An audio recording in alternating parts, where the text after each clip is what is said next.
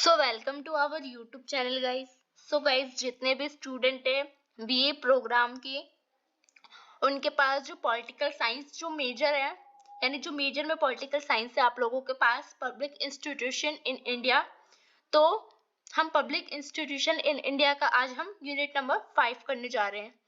तो unit number first, second and third मैं already करा चुकी हूँ। फोर्थ में इसके बाद नेक्स्ट वीडियो में फोर्थ करा दूंगी, बट आज मैं फिफ्थ करा रही हूँ। तो चलिए स्टार्ट करते हैं हम यूनिट नंबर फिफ्थ। तो यूनिट नंबर जो फिफ्थ है उसमें हमें पढ़ना है नेशनल ह्यूमन राइट कमीशन के बारे में, यानी राष्ट्रीय मानव अधिकार आयोग के बारे में हमें पढ़ना है इसमें। तो राष्ट्रीय मानव अधिकार आयोग है क्या, कैसे गठित हुआ, क्या काम करते हैं, कितनी शक्तियां हैं इसके पास, हम ये सारी चीजें इस वीडियो में जानेंगे। वीडियो स्टार्ट करने से पहले अगर आप हमारे चैनल पर नए आए हो तो नीचे दिए गए बेल आइकन को दबा के चैनल को सब्सक्राइब कर दीजिए, जिससे सारी नोटिफिकेशन आपके पास जल्द से जल्द पहुंचे। साथ ही आप हमारे टेलीग्राम चैनल पर भी जुड़ सकते हैं, जहां आपको सारी नोटिफिकेशन प्रोवाइड कर दी जाएगी। एंड आप ये नोट्स परचेज करना चाहते हैं तो ओनली 9 रुपीज में आप टेलीग्राम पे मैसेज करके ये पर्सनली परचेज कर सकते हैं। एंड ये नोट्स आपको Hindi medium and English medium दोनों में अवेलेबल हो जाएगी। चलिए स्टार्ट करते हैं आज की हमारी वीडियो। तो सबसे पहले जान लेते हैं कि क्या है राष्ट्रीय मानव अधिकार आयोग, यानी ह्यूमन राइट्स क्या है, यानी नेशनल ह्यूमन राइट कमीशन है क्या, इसके बारे में हम पढ़ेंगे।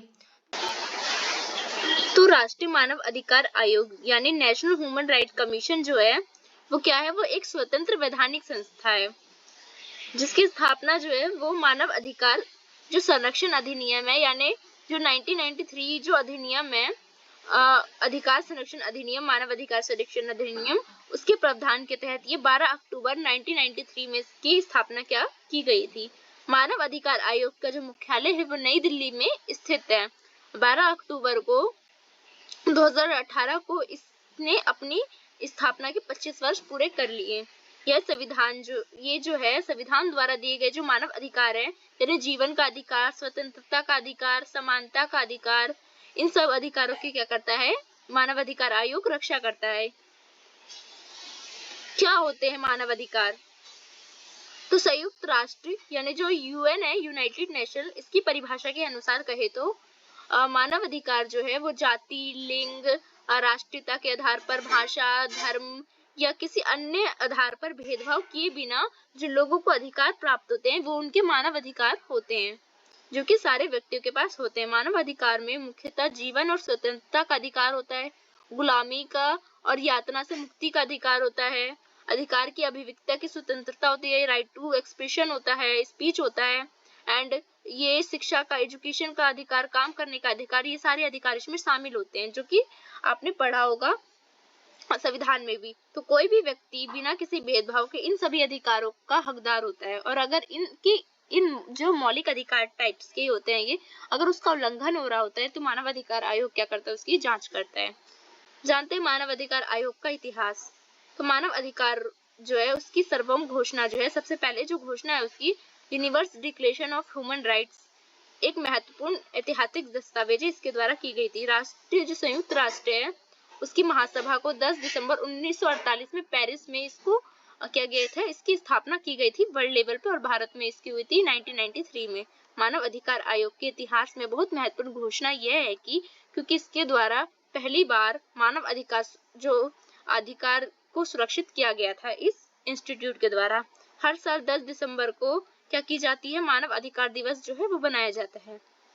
1951 में क्या हुआ था, पेरिस में हुई एक संयुक्त राष्ट्र के द्वारा एक बैठक हुई थी जिन्हें को पेरिस सिद्धांतों के रूप में भी जाना जाता है। इसमें क्या हुआ था, इसमें राष्ट्रीय मानव अधिकार जो संस्था की स्थापना और संचालन की नींव साबित हुई थी, और 1993 में क्या गई थी, इसको लागू किया गया था भारत में। इन्हीं अधिकारों का अनुसरण करते हुए क्या गया था, भारत में मानव अधिकार जवाबदेही और मजबूती लाने के उद्देश्य से मानव अधिकार जो संरक्षण अधिनियम 1993 में ये बनाया गया था। यह अधिनियम सभी राज्य और सरकारों के राज्य मानव अधिकार आयोग बनाने का अधिकार देता है, यानी ये जो अधिनियम है इसके तहत कोई भी राज्य सरकार, केंद्र सरकार मानव अधिकार आयोग बना सकता है, यानी इंस्टीट्यूट बना सकता है। जानते हैं मानव अधिकार जो परिषद है वो क्या होता है?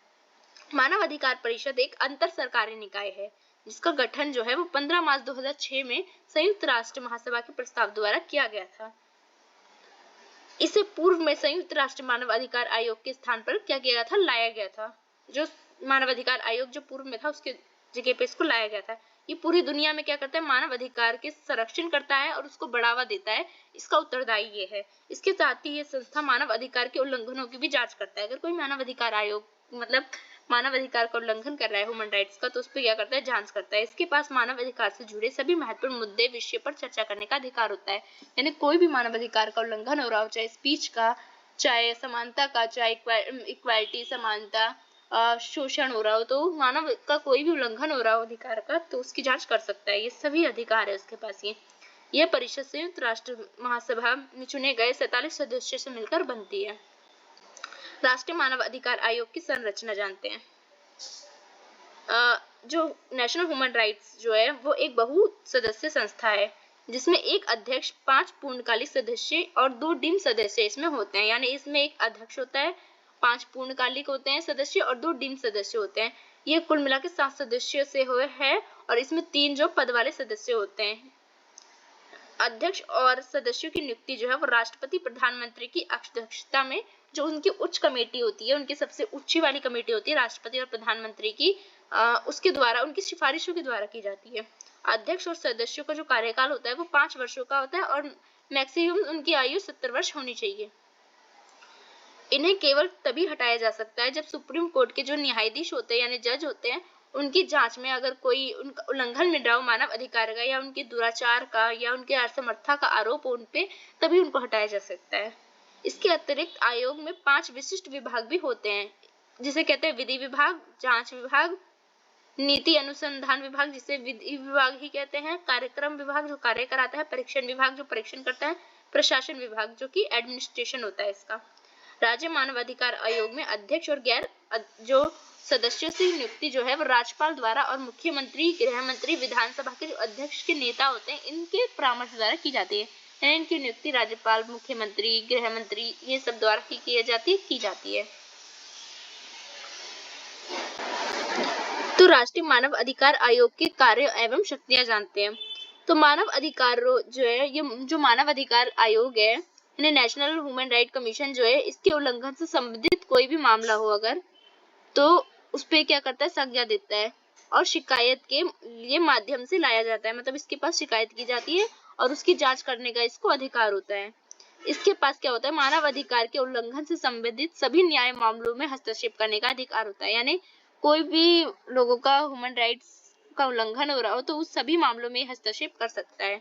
आयोग किसी भी जेल का दौरा कर सकता है और जेल में जो बंद कैदियां हैं उसकी स्थिति का निरीक्षण एवं उसमें सुधार के सुझाव दे सकता है। यानी मानव अधिकार आयोग क्या करता है, हर जो बड़ी बड़ी जेल है उसमें जाता है और उसमें कैदियों को देखता है। अगर कैदियों के साथ कुछ उनका जो मतलब मानव अधिकार जो है उनका, यानी ह्यूमन राइट्स का अगर उनका उल्लंघन हो रहा है जेल में, तो उसकी जांच भी करता है और उसका निरीक्षण भी करता है और अगर उसमें कुछ बदलाव करने होते हैं तो उसका भी सुझाव देता है। तो नेशनल ह्यूमन राइट कमीशन यानी मानव अधिकार आयोग जो है वो संविधान या किसी भी अन्य कानून द्वारा मानव अधिकार को बचाने के लिए प्रदान किए गए सुरक्षा उपायों की समीक्षा करता है, उसी का पालन करता है जो संविधान के अनुसार दिया गया है, उसके बदलावों में भी सिफारिश करता है। जो ह्यूमन राइट कमीशन है वो मानव अधिकार के क्षेत्र में अनुसंधान का कार्य भी करता है। आयोग जो है वो प्रकाशन के द्वारा, मीडिया के द्वारा, सेमिनार के द्वारा और अन्य माध्यमों के द्वारा समाज में विभिन्न वर्गों के बीच क्या करता है, मानव अधिकार से जुड़ी जो जानकारी होती है उसकी प्रचार करता है और लोगों को इन अधिकार की सुरक्षा के लिए जागरूक भी करता है। आयोग के पास क्या होता है, दीवानी अदालत की शक्तियां होती है, यानी ये अदालत जा सकता है अगर किसी का उल्लंघन हो रहा है, इसके पास सिफारिश आई और ये सिफारिश लेके जा सकता है। ये आंतरिक राहत की प्रदान कर सकता है, ये एक आंतरिक राहत प्रदान कर सकता है कि हम आपकी सिफारिश को बड़े जो इंस्टीट्यूट है और जो सुप्रीम कोर्ट है, नेता हैं जो इनके पास ले जाएंगे, बट इसके पास खुद शक्ति नहीं होती कि उसको सजा दे सके। इसके पास मुआवजे या हर्जाने का भुगतान की भी सिफारिश होती है। यदि कोई मानव अधिकार का उल्लंघन कर रहा है ह्यूमन राइट्स का, तो ये इसके पास ये भी अधिकार होता है कि ये सिफारिश करे सुप्रीम कोर्ट में एवं केंद्र सरकार एवं राज्य सरकार के पास कि हर्जाना लेके, भुगतान लेके इसकी सजा माफ कर दी जाए।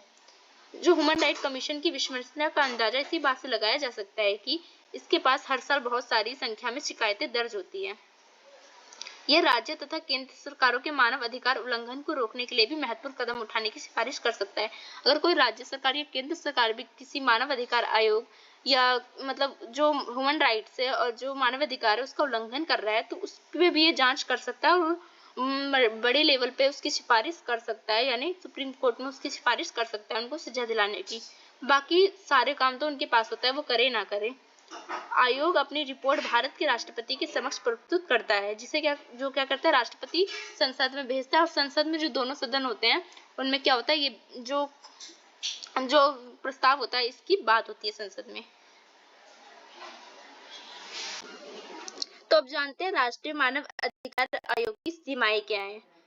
तो जो नेशनल ह्यूमन राइट्स है कमीशन है, इनके पास जांच करने के लिए कोई भी विशेष तंत्र नहीं होता, यानी ये जो है ये क्या है, ये एक ऐसा इंस्टीट्यूट है, एक ऐसी संस्था है जो कि निरीक्षण कर सकती है मानव अधिकारों को, कहीं उल्लंघन हो रहा है तो उसकी सिफारिश कर सकती है केंद्र सरकार के पास और सुप्रीम कोर्ट में, पर इनके पास अधिकार नहीं होते कि उनको सजा दे सके। इसलिए कई केस ऐसे होते हैं जो जाते तो हैं पर सुप्रीम कोर्ट में, और पर वो क्या होते हैं बहुत समय के बाद खारिज हो जाते हैं। तो अधिकतर मामलों में ये संबंधित सरकारों को मामले की जांच करने का आदेश देता है, पर सरकार करे ना करे उनकी मर्जी होती है। यानी ये कह सकते हो राष्ट्रीय मानव अधिकार एक ऐसा टूथलेस टाइगर होता है, यानी एक ऐसा टाइगर जिसके पास, टाइगर के पास देखिए शक्ति होती है दहाड़ने की, किसी को मारने की, पर क्या होता है उसके पास दांत ही नहीं है तो वो टाइगर का फायदा ही नहीं है कुछ। तो ऐसे ही मानव अधिकार आयोग है, यानी इसके पास शक्ति तो है जांच करने की, सिफारिश करने की, बड़े बड़े अधिकार है, पर क्या है उसको सजा देने का अधिकार नहीं है। इसलिए ये सब सरकार पे होता है और सरकार चाहे या ना चाहे उसकी मर्जी है, वो इसकी जांच करे ना करे, इसलिए ये एक टूथलेस टाइगर की तरह काम करता है। तो पीड़ित पक्ष को व्यवहारिक न्याय देने में असमर्थ होने के कारण, या क्योंकि ये असमर्थ होता है, ये सिफारिश कर सकता है जाके सुप्रीम कोर्ट और नेताओं के पास कि आप इसका समर्थन कीजिए, इसके ह्यूमन राइट्स को सजा दीजिए, पर क्या है वो दे ना दे वो इनका ही काम होता है। तो अब जानते हैं हम राष्ट्रीय मानव अधिकार आयोग की सीमाएं क्या है। तो नेशनल ह्यूमन राइट के पास जांच करने के लिए कोई भी विशेष तंत्र नहीं है, यानी कोई भी एक विशेष संस्था नहीं है। यानी ये क्या कर सकती है, राष्ट्रीय मानव अधिकार आयोग ये देख तो सकती है लोगों के मानव अधिकार का हनन हो रहा है, उसकी रिपोर्ट तैयार कर सकती है, पर उसको सजा देने का प्रावधान नहीं है, क्योंकि ये जो केस होता है ये सुप्रीम कोर्ट को दे देती है या राष्ट्रपति या संसद को। अधिकतर मामलों में ये संबंधित सरकारों के मामलों की जांच करने का आदेश देते हैं। पीड़ित पक्ष को व्यवहारिक न्याय देने में असमर्थ होने के कारण क्या होते हैं, ये भारत के पूर्व अटॉर्नी जनरल जो सोली सोराबजी ने इसे इंडियन टेस्टिंग इंस्टीट्यूशन की संज्ञा दी थी। मतलब कि पीड़ित पक्ष जो होते हैं जिनका मतलब मानव अधिकार का शोषण हो रखा है, तो उसको ये समर्थन नहीं दे सकते हैं, असमर्थ होते हैं। मतलब जांच का रिपोर्ट तो दे देते हैं सुप्रीम कोर्ट में, अब वो कब देखा जाएगा कब नहीं देखा जाएगा सरकार को दे देते हैं, सरकार माने या ना माने तो उन पे डिपेंड होता है, तो खुद ये सजा नहीं दे सकते। इसलिए जो पूर्व जनरल थे सोली सोराबजी, तो उन्होंने इसका नाम क्या दिया था, इसकी वजह से असमर्थ होने के कारण इंडियन टेस्टिंग इंस्टीट्यूशन। इसके बाद जानते हैं नेशनल ह्यूमन राइट के पास किसी भी मामले के संबंध में मात्र सिफारिश करने का ही एक अधिकार होता है। मतलब वो क्या कर सकती है, ओनली सिफारिश कर सकती है, वे किसी भी निर्णय को लागू करने के लिए बाध्य नहीं कर सकते हैं। वो सरकार को या किसी को भी कोई कानून करने के लिए बाध्य नहीं कर सकते, उनके पास इतना राइट नहीं होता। कई बार धन की अपर्याप्तता भी जो नेशनल ह्यूमन राइट कमीशन है उसके कार्य में बाधा डालती है। जैसे कि कोई केस आता है जिसका राष्ट्रीय जो मानव राष्ट्रीय तौर पे मतलब स्टेट तौर पे जो होते हैं मानव अधिकार का किसी का हनन होता है, तो वो क्या करता है, वो नेता को या इन सबको क्या करते हैं पैसे देके वो केस दबा देता है, और ये कुछ नहीं कर पाते क्योंकि इनके पास ओनली जांच करने का अधिकार है, दंड देने का नहीं। नेशनल ह्यूमन राइट कमीशन उन शिकायतों की जांच नहीं कर सकता है जो घटना होने के 1 साल बाद दर्ज कराई जाती है, और इसलिए कई शिकायतें जांच के बिना ही रह जाती है। यानी इनकी एक लिमिट होती है कि 1 साल पहले की जो शिकायतें हैं वो दर्ज नहीं होती इनके पास, जिससे कई शिकायतें ऐसी होती हैं क्योंकि शिकायतें इतनी सारी होती हैं कि पूरी नहीं हो पाती और धरी की धरी रह जाती है। अक्सर सरकार या तो नेशनल ह्यूमन राइट कमीशन की सिफारिश को पूरी तरह से खारिज कर देती है या उन्हें आंशिक रूप से लागू कर देती है। जो नेशनल ह्यूमन राइट की जो सिफारिश होती है, सरकार कभी कभी उसको खारिज भी कर देती है, कहती है कि नहीं ये गलत है, और सरकार मानती नहीं है, और जिसका हनन हुआ है ह्यूमन राइट्स उसको न्याय नहीं मिल पाता है। तो क्योंकि इसके पास शक्ति होती नहीं है, नेशनल जो ह्यूमन राइट कमीशन है, तो ये एक ऐसी संस्था है जो एक ऐसा शेर है, मान लो, जो टूथलेस है यानी टीथलेस है। जो शेर तो है पर ये क्या कर सकता है, जांच कर सकता है, पर किसी को खा नहीं सकता है, तो किसी को यानी दंड नहीं दे सकता। क्यों? क्योंकि इसके दांत ही नहीं है, यानी इसके पास शक्ति नहीं है दंड देने की। तो राज्य मानव अधिकार आयोग केंद्र सरकार से किसी भी प्रकार की सूचना नहीं मांग सकते, जिसका सीधा सा अर्थ है कि उन्हें केंद्र के तहत आने वाले जो सशस्त्र बलों की जांच करने से रोका जाता है। यानी राज्य जो मानव अधिकार आयोग है, केंद्र से किसी भी प्रकार की सूचना नहीं मांग सकते, वो इतना भी अधिकार नहीं है उन्हें, जिसका सीधा अर्थ है कि जो भी केंद्र के सशस्त्र बल होते हैं, ऐसे बहुत सारे मिलिट्रीज होती हैं जो कहीं भी घुस जाती है, किसी के भी घर में घुस जाती हैं, ऐसे बहुत सारे कमांड तो अगर वो ह्यूमन राइट का मतलब उल्लंघन कर रही है,